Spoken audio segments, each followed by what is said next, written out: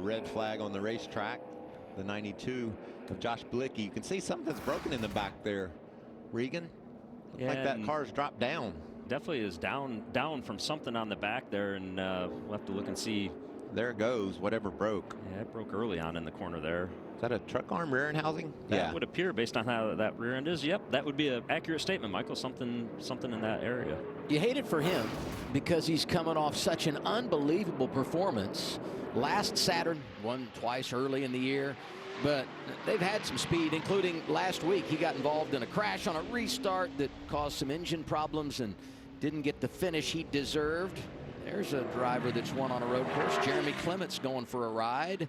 He's over off of turn 10 is where that's at right there. Look at all that debris that got kicked up.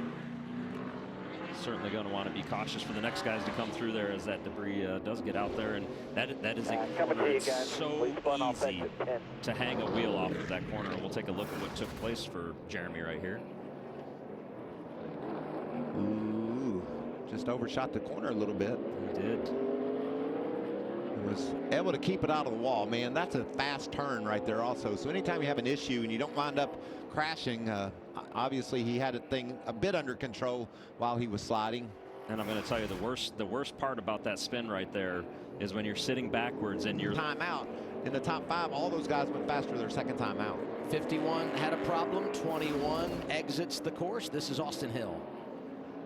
And we see turn 3's high going into the corner right there, Adam, and just never gets it back underneath him. I've almost got to wonder if these guys are getting more and more aggressive. They're seeing how fast Shane Van Gisbergen went. They're trying to find where he found that speed and how he was finding that speed and matching that time. And sometimes that can push you into some mistakes. And, you know, today is the check. Another one of our double duty drivers. Oh, damage for Boris Said in the 17.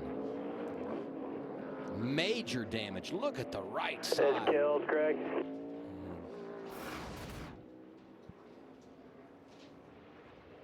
Oh, wow. That's such a fast turn there, and he just got wide, right, Regan? He got wide. It's tough to tell if anything had happened prior to that to causing him to get up wide there. It certainly didn't appear that there had been, but it's very, very dirty on that side of the track. He was sideways early. Sideways early and just no time to catch it before he hits hard into the outside wall.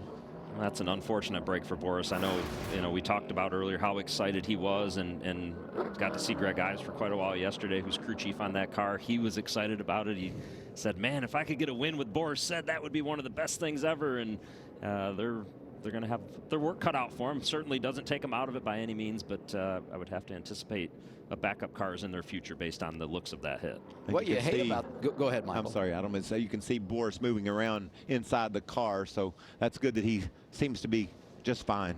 If you rewind to last fall, the Roval, he was going to try to, you know, race his way in. They had a mechanical issue, and he missed the field. So hopefully this doesn't get in the way of him being able to compete here tomorrow. Won the truck race here in 1998, but problems for Boris Said in practice at Sonoma.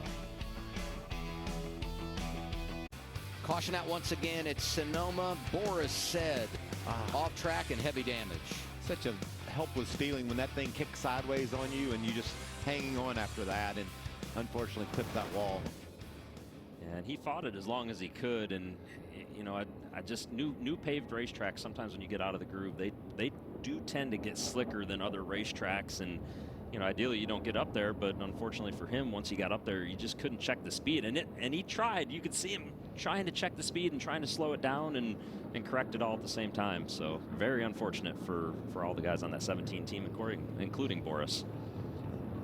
If you go back to this race last year, we had no stage breaks.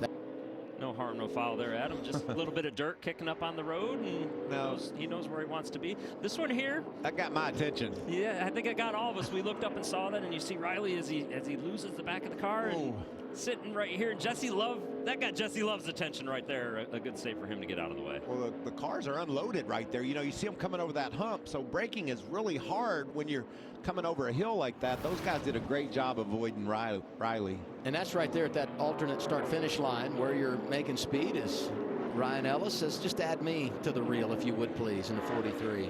Turn 10 for the 43-year-old Ryan Ellis right there. Again, in my opinion, the toughest corner on the racetrack. Turn 10, never was able to get through there with speed and carry it down to 11. And he was loose early and clipped the curb, and that just sent it sliding. But wow, look at this. What a save. So Sort fortunate. of save. Let's listen to what they're saying on the radio, Team 43. There's just no rear grip in this thing. I barely got the wall. I got it. I agree with everything he broke down there. He barely got the wall, and there was no rear grip, and that's why he was sliding sideways.